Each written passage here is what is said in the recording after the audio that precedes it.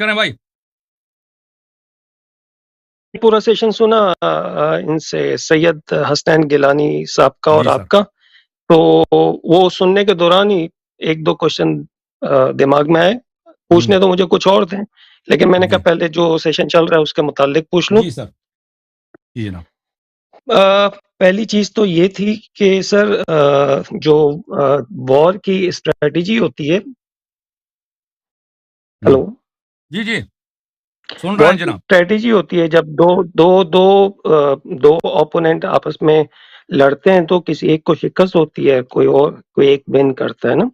تو وار اسٹریٹجی کے اندر میرے دماغ میں جو کوشچن آئے ہیں ابھی آپ کی پوری گفتگو سننے کے بعد، وہ یہ آیا تھا کہ اللہ کے نبی صلی اللہ علیہ وسلم نے پہلے کس کو بھیجا تھا؟ حضرت عمر کو بھیجا تھا یا حضرت ابو بکر کو؟ مجھے سیکوینس نہیں پتا اور جی آپ کی ڈسکشن سے بھی پتہ نہیں چلی.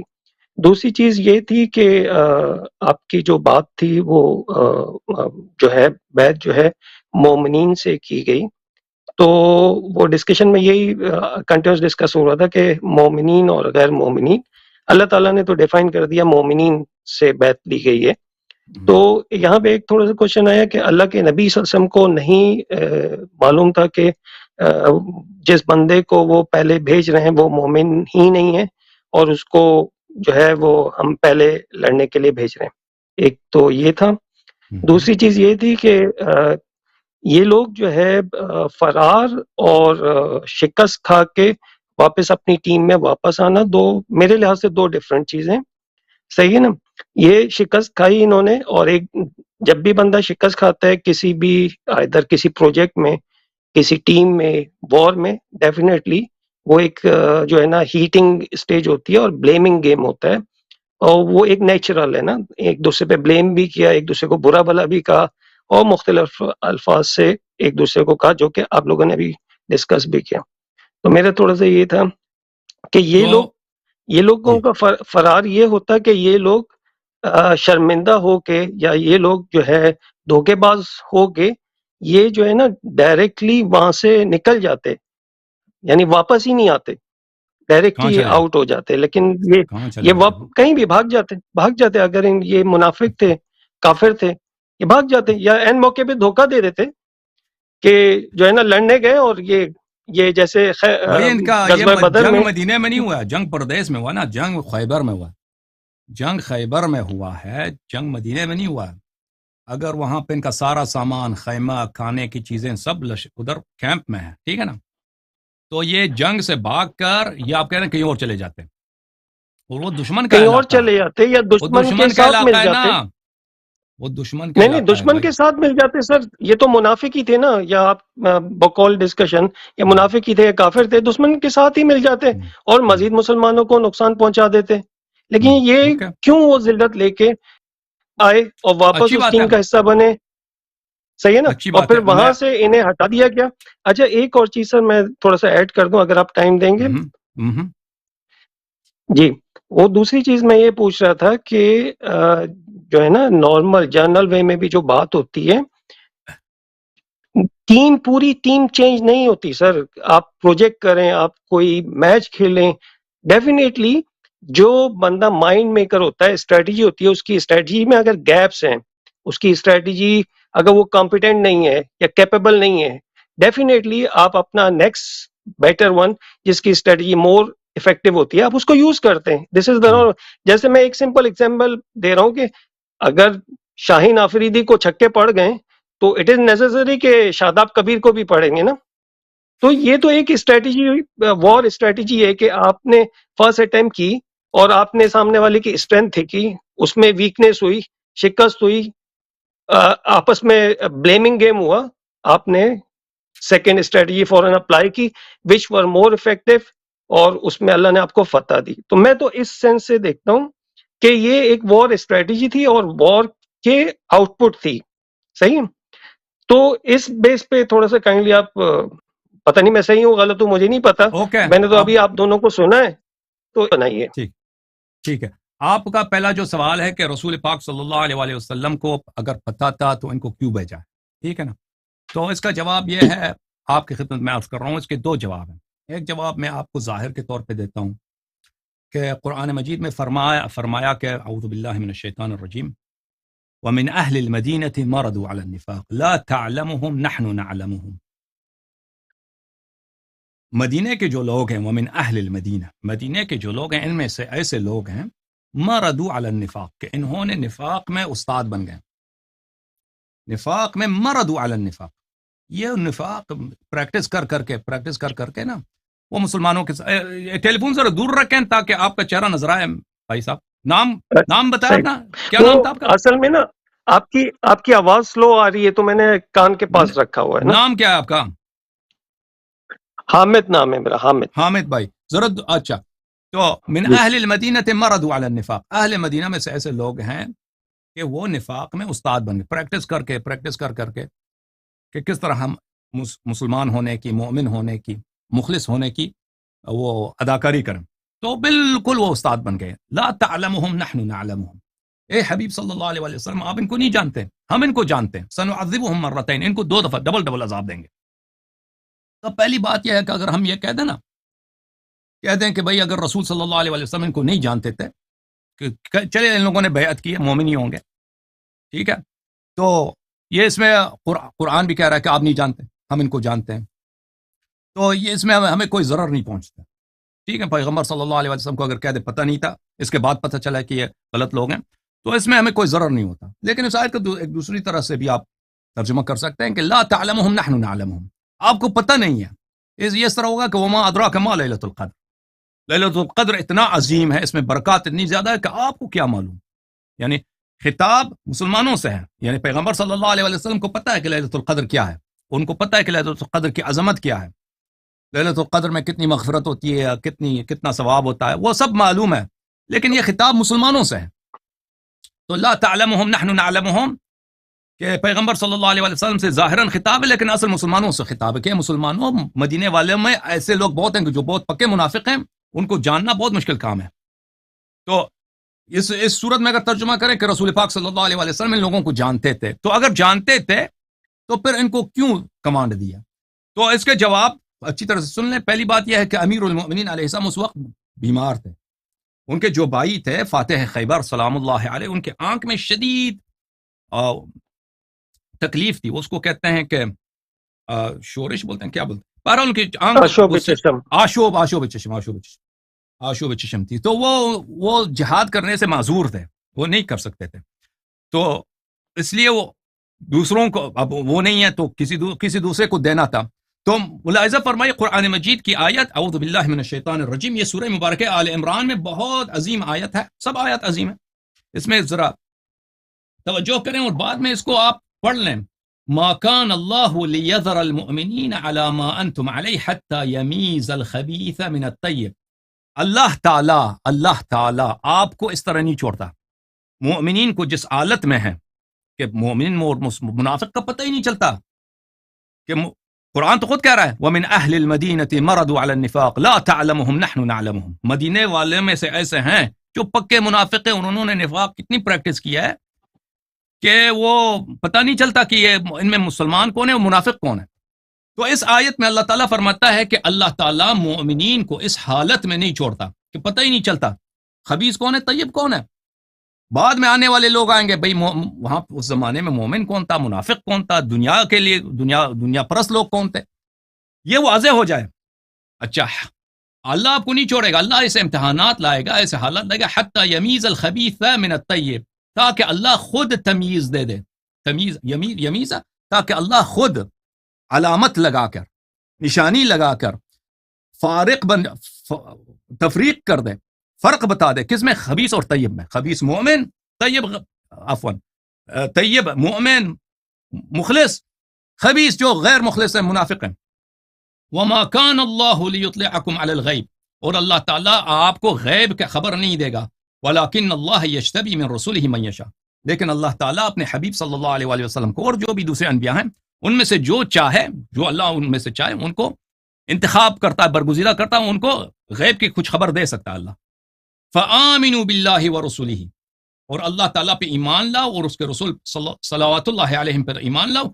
وَإِن تُؤْمِنُوا وَتَتَّقُوا فَلَكُمْ أَجْرٌ عَظِيمٌ، اور اگر تم ایمان لاؤ اور تقویٰ کا راستہ اختیار کرو تو یہ تیرے لیے اجر عظیم ہے. اس آیت کو ملاحظہ فرمائیے، یہاں پر اس کا ترجمہ کیا گیا ہے، اس ویب سائٹ میں مختلف ترجمہ کرنے والے حضرات ہیں، تو میں اس کو فل اس پیج بناتا ہوں تاکہ سب کو نظر آئے۔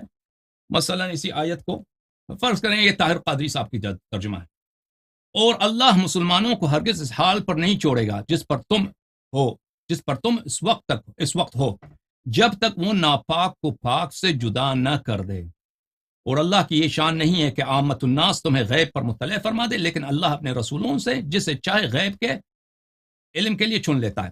تو اللہ نے جو وعدہ دیا تھا نا قرآن میں، اللہ نے جو وعدہ دیا تھا کہ مومن اور غیر مومن میں تمیز اور تفریق اور تمایز پیدا کر دے گا، تو رسول اللہ صلی اللہ علیہ وسلم کو پتا ہے کہ یہ لوگوں کے دل میں سکینہ نہیں ہے، ایمان نہیں ہے، یہ اپنی جان میرے لیے قربان کرنے کے لیے حاضر نہیں ہے، ان کو اپنا جان پیارا ہے، تو ان کو اس کے باوجود کمانڈ دے دیتا ہے۔ تو اس کا بہت بڑا فائدہ ہے۔ اس کا فائدہ کیا؟ آج ہم اور آپ کو تحیر ہے، حیرت ہے کہ بھائی مسلمانوں میں جو اختلاف پایا جاتا ہے کہ صحابہ میں افضل کون ہے، صحابہ میں سب سے بہتر کون ہے، صحابہ میں امامت کا مستحق کون ہے، یہ جو حیرانی پائی جاتی ہے، اللہ تعالیٰ نے اس کے لیے بہت واضح میزان بتا دیا ہے کہ بھائی خبیث کون، طیب کون، واضح بتا دیا۔ جو اپنی جان کو رسول پاک صلی اللہ علیہ وسلم پر قربان کرنے کے وعدہ کرنے کے بعد اور بیعت کرنے کے بعد تیار نہیں ہے، وہ بھاگ جاتا ہے، اور اس سے اس کو پرواہ نہیں ہے کہ لوگ بھئی تاریخ میں مجھے لوگ بلا کہیں گے، لوگ مجھے گالی دیں گے،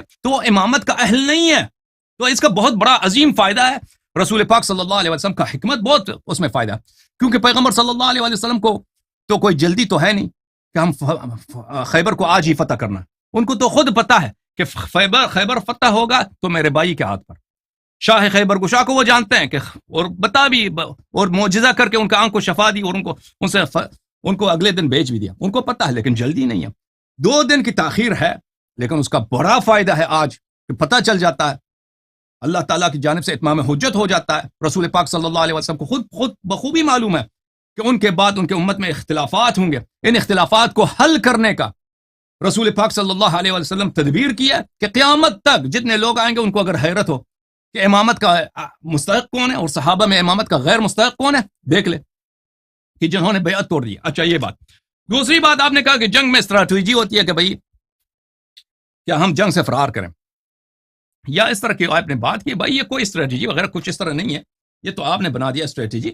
یہ فرار کرنا جنگ سے، دشمن سے، یہ سخت شدید حرام ہے، اور انہوں نے جو بیعتیں کی تھی صحابہ نے رسول پاک صلی اللہ علیہ وآلہ وسلم سے، وہ اسی بات پہ کی تھی کہ ہم فرار نہیں کریں گے۔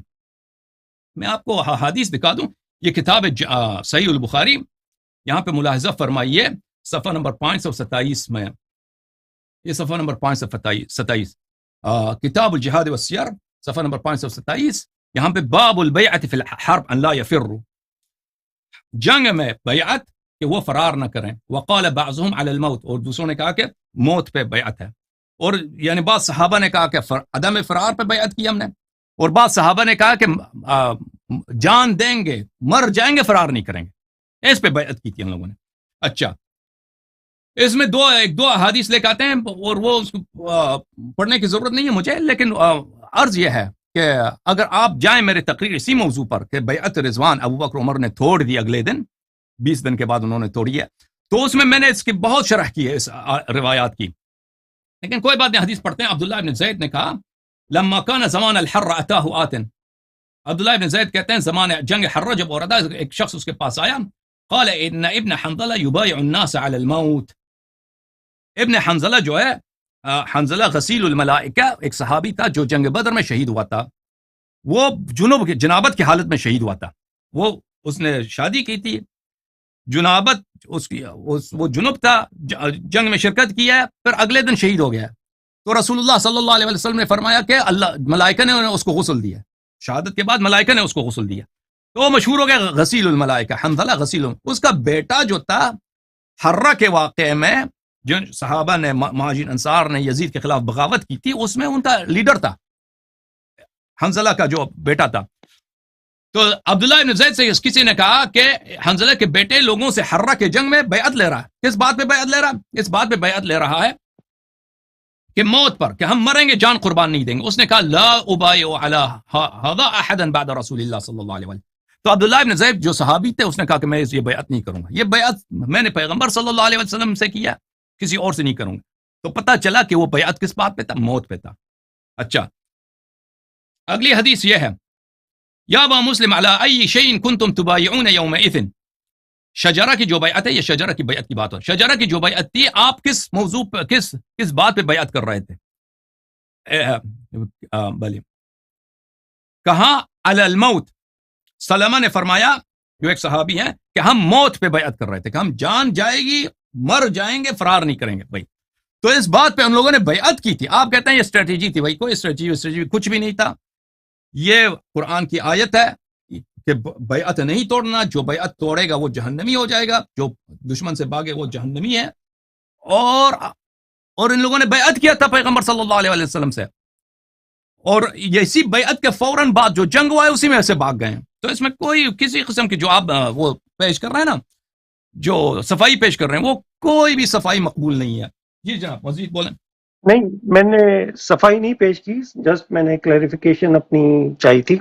صحیح ہے، بیکاز میں نے ابھی آپ لوگوں کو سنا تو دماغ میں کوشچن آیا تو میں نے کہا جی کلیئر سر. کر لوں. صحیح. جی سر. باقی جو ہے ایک اور چیز تھی کہ دیکھیں، آپ اور میں یا ہم اس وقت میں جو بات کر رہے ہیں، ہمیں اس ڈسکشن سے یہ ظاہر ہو رہا ہے کہ بھئی یہ جو ہے بیعت توڑی ہے اور یہ لوگ جو ہے وہ مسلمانوں کے ساتھ نہیں تھے، یا دے ور ناٹ ڈیزرونگ کسی بھی چیز کے لیے. تو لیکن جب ہم اس خیبر کی وار کے بعد کے باقی واقعات دیکھتے ہیں تو اس میں پھر مسلمان ان کو کہیں نہ کہیں لیڈنگ رول دے دیتے ہیں، یا اللہ کے نبی صلی اللہ علیہ وسلم کہیں نہ کہیں ایک لیڈنگ کہاں رول دیا؟ دے دیتے ہیں.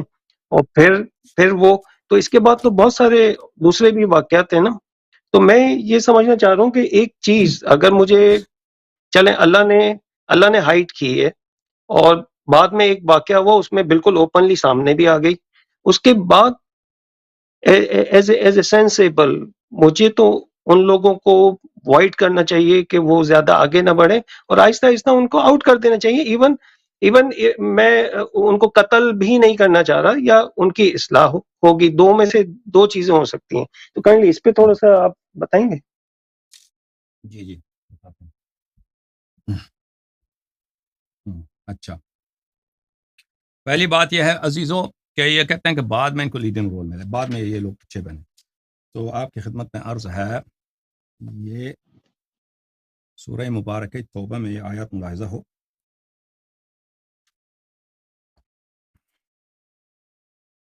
ملاحظہ فرمائیے عزیزو، یہ قرآن مجید فرقان حمید یہاں پر آپ کو لے کے چلتے ہیں سورہ مبارکہ توبہ، اعوذ باللہ من الشیطان الرجیم، آیت نمبر 25 اور 26.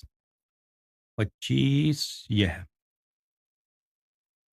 اعوذ باللہ من الشیطان الرجیم، لقد نصرکم اللہ فی مواطن کثیرہ. اللہ تعالیٰ نے، اے مسلمانوں، تمہیں مختلف مقامات پہ اللہ نے تمہیں نصرت کیا. ویوم حنین، اور جنگ حنین کے دوران. جنگ حنین کب ہوا ہے؟ جنگ حنین فتح مکہ کے بعد ہوا ہے. فتح مکہ پہلے ہوا ہے، اس کے بعد یعنی بالکل نبی کریم صلی اللہ علیہ وسلم کے آیات کے آخری اواخر میں.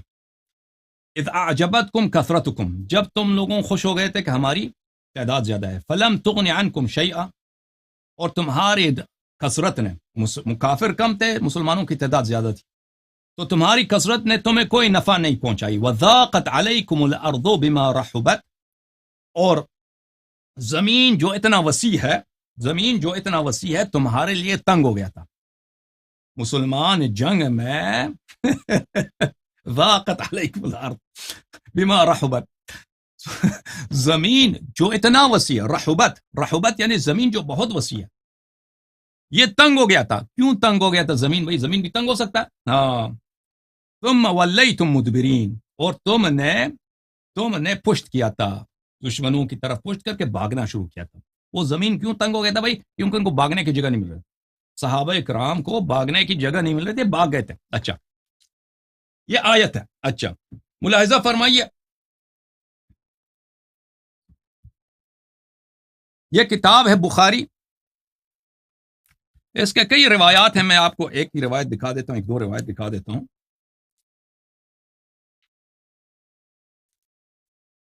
آپ کہتے ہیں بعد میں یہ نہیں کیے انہوں نے، بعد میں دیکھیے پھر بعد میں.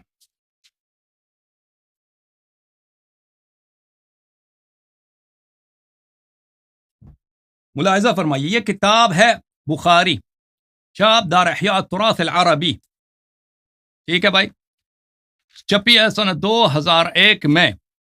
ملاحظہ فرمائیے کتاب المغازی، کتاب المغازی، باب کون سا ہے بھائی؟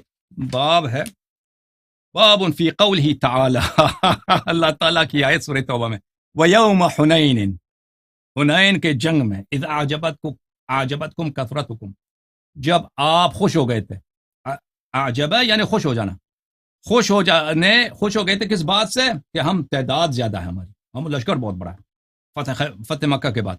فلم تغن عنکم شیئا، اور تمہاری کثرت نے تمہیں کوئی نفع نہیں پہنچائی. وضاقت علیکم الارض بما رحبت، اور زمین تم پہ تنگ ہو گیا تھا. ثم ولیتم مدبرین، تم اس وقت بھاگ گئے تھے. اچھا اس کے بعد جو آیت ہے وہ میں کامل پڑھوں گا اچھا آپ کی خدمت میں، یہ روایت پڑھنے کے بعد. اس میں اگلے صفحے میں صفحہ نمبر 760 میں حدیث نمبر 4322، آپ بعد میں دیکھ لینا دوستو کہ یہ حدیث میں نے صحیح ترجمہ کیا ہے غلط ترجمہ کیا.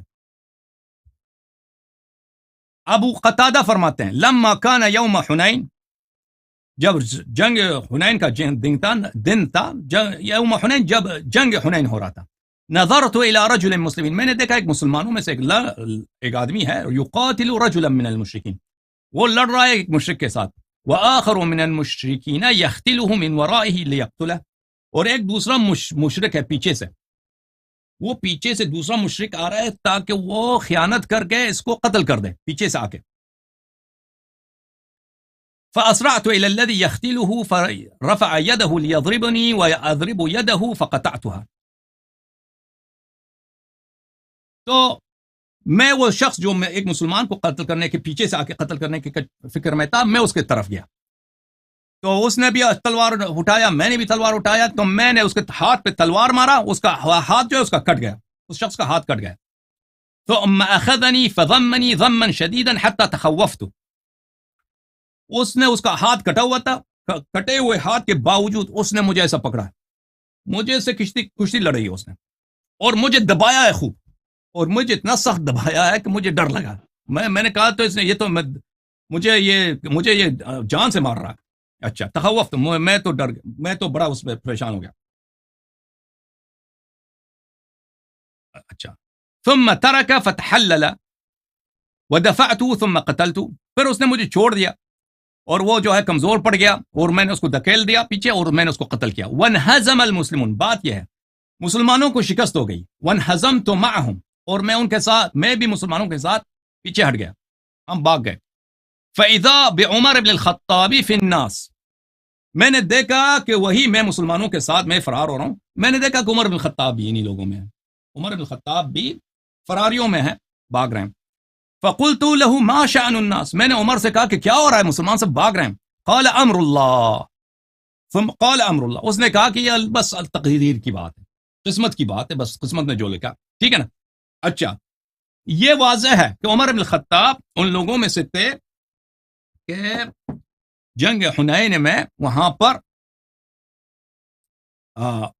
نکل گئے تھے لوگوں کے ساتھ. اچھا جو دوسری آیت ہے سکینے والی آیت، وہ میں آپ کو پڑھ کے سنا دوں.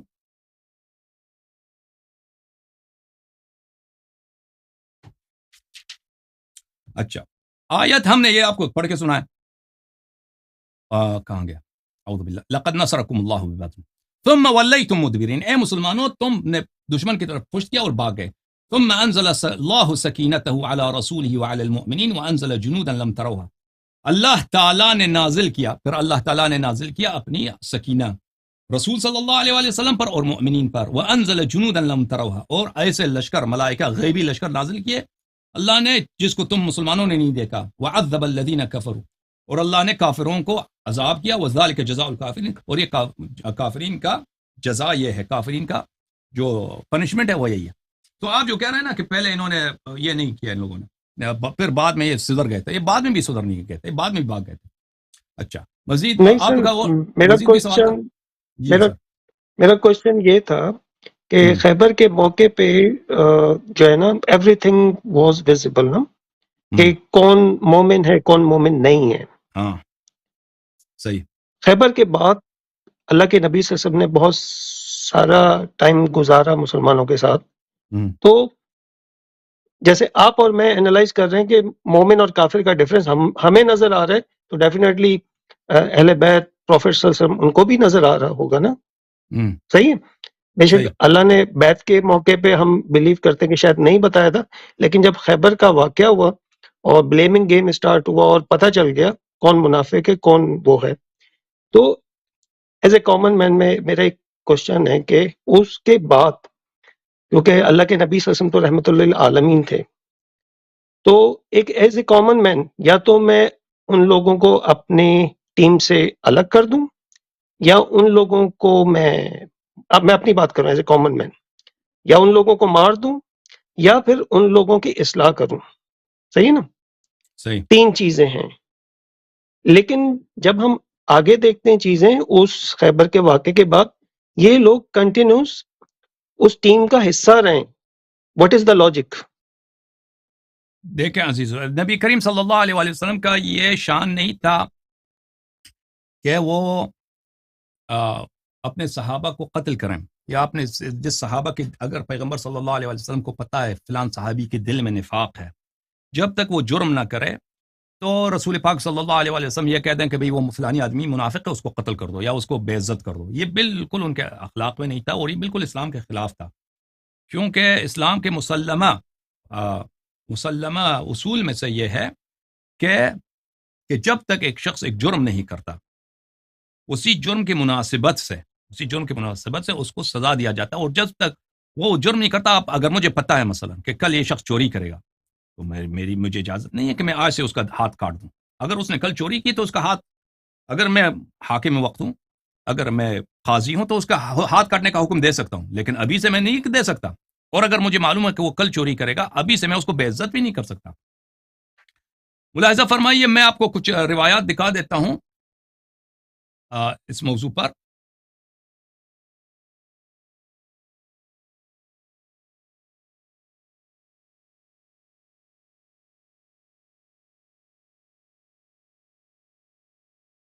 یہ کتاب ہے تفسیر القرآن العظیم لابن کثیر الدمشقی.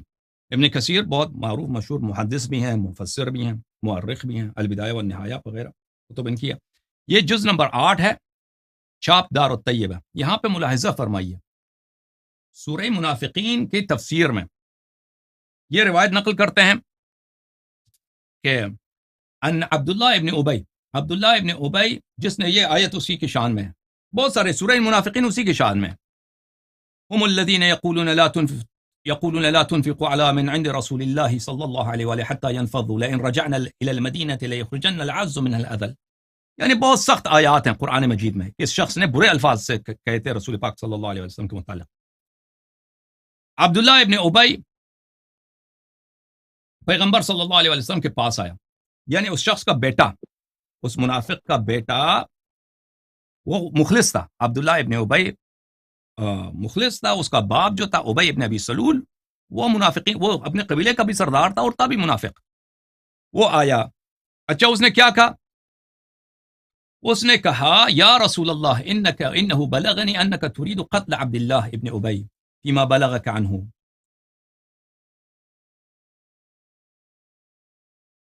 فإن كنت فاعلا فمرني فأنا أحمل إليك رأسه فوالله لقد علمت الخزرج ما كان لها من رجل أبر بوالده مني إني أخشى أن تأمر به بغيري فيقتلوه فلا تدعني نفسي أنظر إلى قاتل عبد الله ابن أبي يمشي في الناس فأقتل مؤمنا بكافر فأدخل النار. وہ آیا پیغمبر صلی اللہ علیہ وسلم کے پاس، اس کا بیٹا عبداللہ ابن ابی کا بیٹا. اس نے کہا یا رسول اللہ مجھے خبر پہنچا ہے کہ آپ میرے والد کو قتل کرنا چاہتے ہیں. اس کا والد جو تھا وہ پیغمبر صلی اللہ علیہ وسلم کو گالی بھی دیتا تھا اور برے الفاظ سے ذکر بھی کرتا تھا، اور وہ قرآن نے اس کے متعلق یہ آیت اسی کے متعلق ہے. اذا جاءك المنافقون قالوا نشهد انك لرسول الله صلى الله عليه وآله والله يعلم انك لرسوله صلى الله عليه وآله والله يشهد ان المنافقين لكاذبون. یہ جھوٹی کلمہ پڑھتے ہیں. اچھا تو مجھے خبر پہنچی کہ آپ میرے والد کو قتل کرنا چاہتے ہیں، تو یا رسول اللہ مجھے اجازت دے دیں، مجھے حکم دے دیں، میں اپنے والد کا سر آپ کے سامنے لے کے آتا ہوں. میرا پورا خزرج، یہ اس کا والد جو تھا خزرج کا سردار تھا، میرا پورا قبیلہ خزرج والے جانتے ہیں کہ میں اپنے والد کا بڑا، مجھ سے زیادہ میرے والد کا عزت کرنے والا کوئی نہیں ہے، لیکن جب وہ اس نے کفر بکا ہے، اس نے آپ کو گالی دی ہے اور آپ اس کو قتل کرنا چاہتے ہیں، تو میں اس بات کو برداشت نہیں کر سکتا کہ کوئی اور شخص میرے والد کو قتل کرے۔ اگر کوئی اور شخص میرے والد کو قتل کرے اور بعد میں اس سے ملاقات کروں تو ہو سکتا ہے میں اس کو قتل کر دوں، کیونکہ مجھ میں غیرت آئے گی، میرے والد کا قاتل میرے آنکھوں کے سامنے، اور پھر میں ایک بے گناہ مسلمان کو قتل کروں تو اس کی وجہ سے میں جہنمی بن جاؤں گا، تو آپ مجھے اجازت دے دیں میں اس کو قتل کروں۔ تو رسول اللہ صلی اللہ علیہ وسلم نے فرمایا بل نترفق به ونحسن صحبته ما بقي معنا، رسول پاک صلی اللہ علیہ وسلم نے فرمایا نہیں، ہم اس کے ساتھ اچائی سے سلوک کریں گے اور اس کے ساتھ حسن سلوک کریں گے، حسن صحبت رکھیں گے جب تک کہ وہ خود کافر نہیں ہوتا، علن کافر نہیں ہوتا، ہم اس کے ساتھ یہ ہمارا انداز رہے گا۔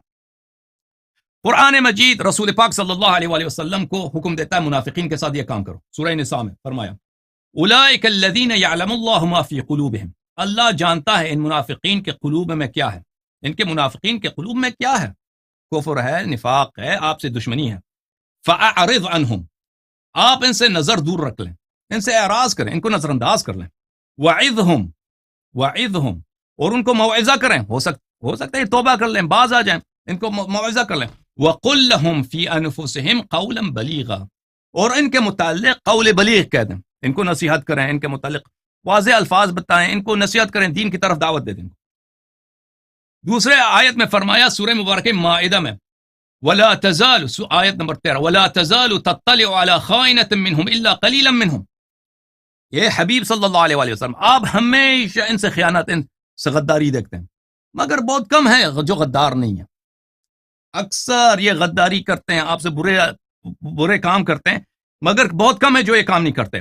فاعف عنہم، اے حبیب صلی اللہ علیہ وآلہ وسلم ان کو معاف کریں، واصفح، ان کو نظر انداز کر دیں، ان کو نظر انداز کر دیں، ان اللہ یحب المحسنین، اللہ محسنین سے، احسان کرنے والوں سے محبت کرتا ہے۔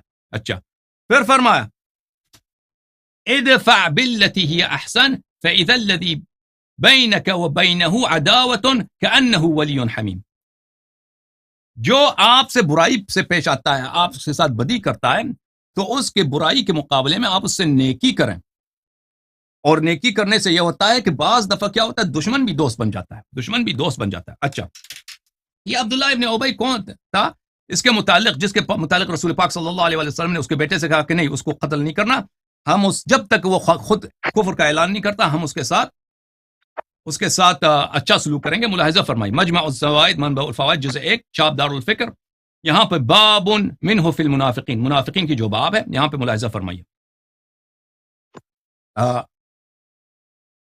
ملاحظہ فرمائیے، یہ حدیث نمبر 420 ہے، یہ حدیث ہے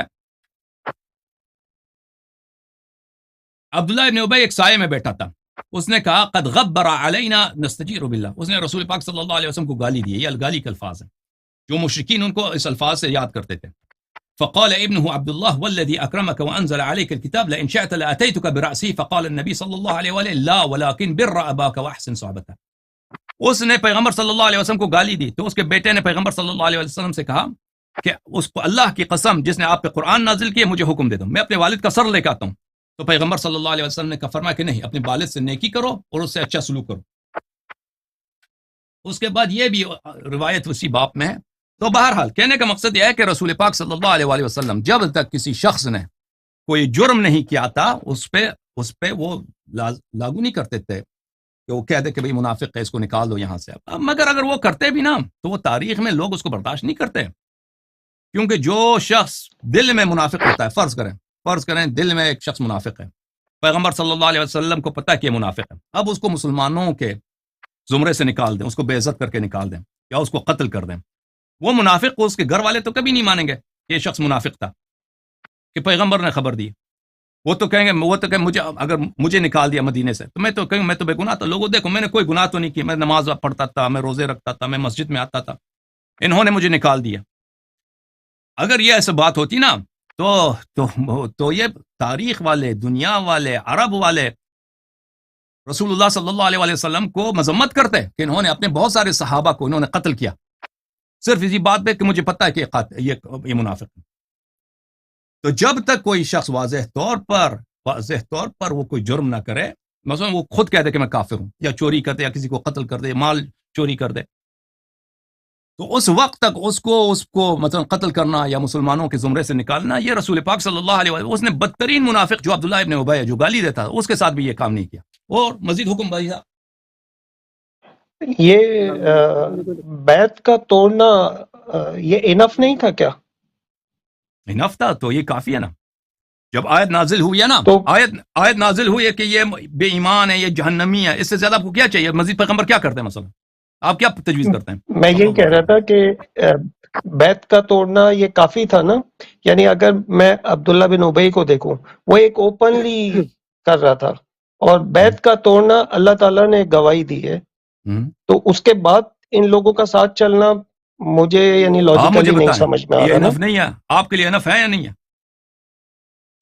میں ایک بیعت کا بات تو کر رہا ہوں آپ کے لیے ایز اگر اے انف ہے نا، کوشچن سر، تو یہ مزید انف ہے؟ کیا چاہیے آپ کو؟ اللہ تعالیٰ نے جب کہہ دیا بیعت کا توڑنا، پھر ان لوگوں کا ساتھ چلنا، یہ کیا لاجک ہے مثلا ایز اے ایک آپ عام مجھے بتائیں، یہ مسلمان؟ واضح ہے، پیغمبر اور اللہ تعالیٰ نے بالکل علامت بتا دی، واضح کر دیا، سب لوگوں نے دیکھ لیا کہ یہ کیسے لوگ ہیں، اور اب بھی واضح ہے، آپ کے لیے، میرے لیے، جو بھی شخص اپنا آنکھ بند نہ کرے، اپنے ہاتھ آنکھ پہ ہتھیلی نہ رکھ دے، اس کے لیے واضح ہے۔ آپ مزید اس سے کیا چاہتے ہیں؟ مثلا ایک شخص وہ اچھا سب کے چلے، سامنے فرض کریں ایک صحابہ باغ کے آ گیا ہے نا، فرض کریں ایک صحابہ، اس نے وعدہ کیا کہ میں بھاگوں گا نہیں، اب وہ بھاگ کے واپس آ گیا۔ اب اس بھاگنے کے لیے دنیا میں اس میں کوئی حد نہیں ہے، لیکن جو شخص جنگ سے بھاگ جاتا ہے، بعض چیزیں ہیں اس میں، دنیا میں اس کے لیے حد ہے، میں چوری کر دوں، اس کا حد ہے کہ ہاتھ کاٹو، میں نستجیر باللہ، اگر کوئی شخص زنا کرتا ہے اس کا حد ہے کہ اس کے کوڑے مارو، شراب پیتا ہے کوڑے مارو، اگر شادی شدہ زنا کرتا ہے اس کو سنسار کرو، ٹھیک ہے نا۔